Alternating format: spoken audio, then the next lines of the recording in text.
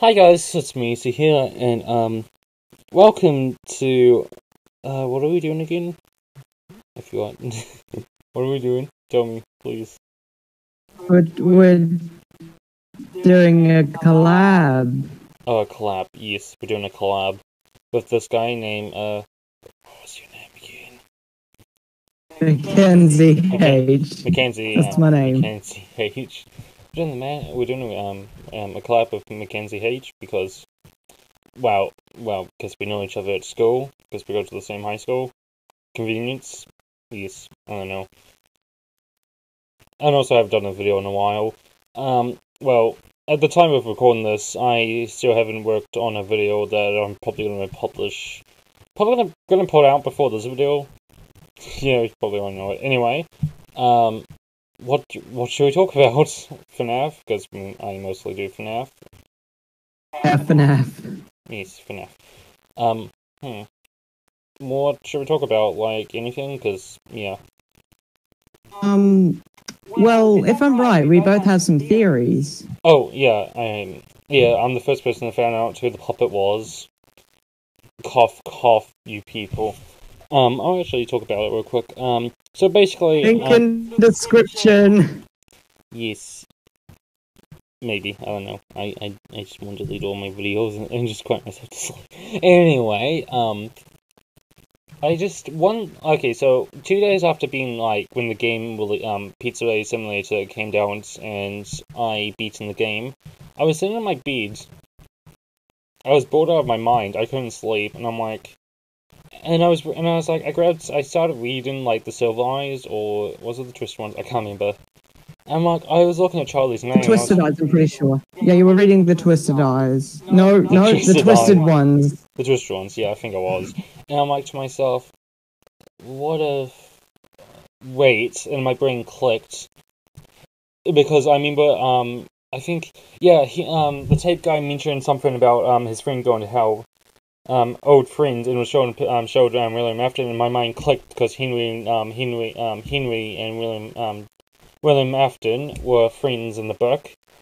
Well, they worked together, obviously, and my brain clicked, and I'm like, instantly my brain, it mentioned daughter, and Henry's daughter was Charlie, and my brain clicked. I'm like, oh my god. And it took me a while to make a video, because my theory was, this was the first, it came into my mind, I was the first person to realize who, the puppet was. But it also took me a while to make the video, so people would probably make a video of it before I did, but I am still calling myself the first one. Yay.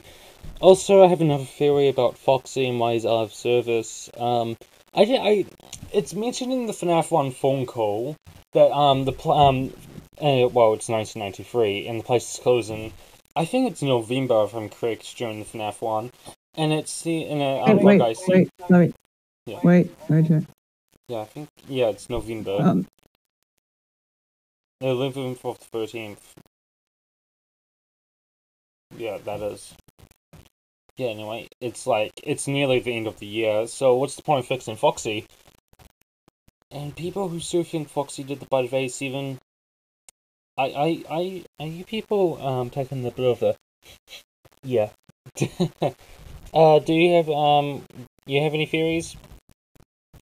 I do have a theory, and I did make a video on it, but I didn't upload it because it was 20 minutes long and I wasn't bothered to edit. But basically, it started when I heard one of the lines on the second to last page of the updated Freddy files. This is the quote. The creators. The books offer a closer peek at Henry and William Afton, how their partnership flourished early on, and how their view of the animatronics evolved over time. Thoughtful fans might want to give these sections a closer look to determine how they impact the story of the games as well. That was the quote that got my mind thinking, and it made me realize that all three of the books, the Silver Eyes, the Twisted Ones, and the Fourth Closet, were all canon. Wait, so they're not in the book canon anymore? Well, most of the canon is in the books, but some of the canon relates back to the games. Take the Silver Eyes, for example. The Silver Eyes is what got MatPat to know that the killer's name was William Afton way before Sister Location was released. Mm-hmm. But that's the thing. That's where my theory started. I thought, and this is just a theory, but it was my theory that William Afton wasn't actually the purple guy. Afton is a killer, but I thought maybe the purple guy wasn't. Like in the FNAF minigames, when you die, we don't actually see him commit any crimes. We just see him. Yeah, we don't see him do much at all. He's have one of those I'm trying to thingy boobs, a phone, a piece of toast on his chest. Anyone gets that reference? Yeah, you've been alive for like, I don't know, you've been around for 6 years for FNAF. Oh, actually, talking about 6 years, it's only been 6 years since FNAF 1 came out. Yeah. It's been 5 years on August 5th. No, it's nearly 6, if I'm correct. It's nearly 6. It's 6 this year on August. Yeah, we should talk about that. We should talk about that soon. Yeah. Well, one thing that got me puzzled, that made me question this theory, is the Take Cake to the Children death minigame in FNAF 2. Like, I'm gonna see if I can... Yeah, I think a lot of us have seen it. So basically, purple guy just a child. Cough, cough, Charlie. Cough, cough. Oh, so you do see it into, you see it in FNAF 2 and also in Pizzeria Simulator. They see it in 2 different ways. Really old and just third person and top down.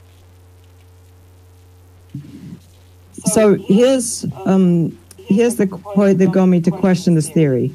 The aforementioned purple guy exits and kills the crying child who turns grey. But we just see him behind Charlie, because we know it's Charlie now, and just stand there as the kid dies. That was one of the things that defeated the question, but another question arose: how did Charlie die? Yeah, and I do... Now, I'm not... You speak.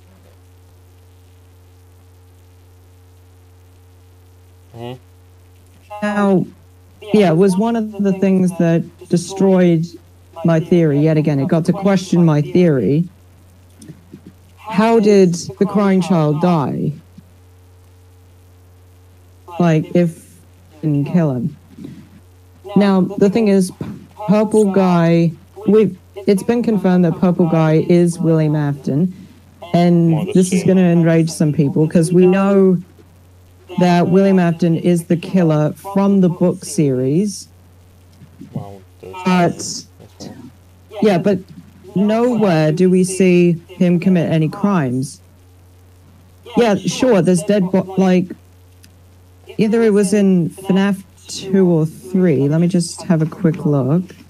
Oh, you got the book. Okay, I have the book. I don't. Just flicking through the pages. I have the first Oh, it's not here. Okay, so I'm pretty sure it was in FNAF 2. So, sorry, you must hear a lot of... I'm cooking. So in FNAF 2, we actually see Purple Guy walking around the restaurant, and there's a bunch of dead children everywhere. But that doesn't mean he killed him. He killed them. Stand outside, and you see a man standing next to a dead person. Does that mean that the man killed the dead person? No. It could be. It doesn't. We don't know for sure. Yeah, we don't know. But maybe the Purple Guy was in the restaurant after the kids were murdered because he found the bodies and was waiting for the police, or making sure that nobody else would leave the building. Maybe the killer. But then why does he drive away at the end of the FNAF, after the Give Cakes minigame? He drives away, and then later that night he drives around like a crazy absolute madman. Seriously, that is hard. I've died a lot. Pure shock. Yeah, like... Pure shock, perhaps. Yeah. Yeah, And in FNAF 3, in the FNAF 3 minigames, we see him dismantle the animatronics. Maybe the reason he's dismantling the animatronics is because he knows that the kids' souls are trapped in there and he needs to set them free, I guess. But then, this, I think I just got messages. But then, what's even weirder? The Night 5 end minigame. Here's a quote from the updated Freddy files. On Night 5, you control a crying child during the post-night minigame. Go towards the safe room as before, and you'll see dismembered animatronics along the way. You're now able to enter the safe room where the animatronics could not go before. Once inside, you'll notice 4 crying children blocking Purple Guy from leaving the room. Eventually, he dons what appears to be an empty Springlock suit. Sure enough, it soon malfunctions and crushes him. I believe that the reason Willie Mafton got into the suit because he was shocked that he could see the dead children's spirits. And he just ran into the suit because he thought that was the only place he could protect himself. Can I say something real quick? Why? Okay. Here's a lot of people who say that Mike Afton is Springtrap. How he would not go into the Springlock suit. He will have no knowledge about the Springlock suit. That's a thing that cancels a lot of theories about Mike being Springtrap. Also, to be honest, it's so funny that Jeremy, you know Jeremy from the FNAF 2 game? Yeah. He's basically the only other person you play as in the whole FNAF series. Because everyone else you play is like Michael, even if the names are different, like he has to change his names a lot. Oh, so you know that timeline someone did? What was it, the leaderboards? Yeah, when they did the FNAF timeline, they got a lot of stuff wrong. Since the location happens really early on. Like, I think... I got some here stuck in my mouth.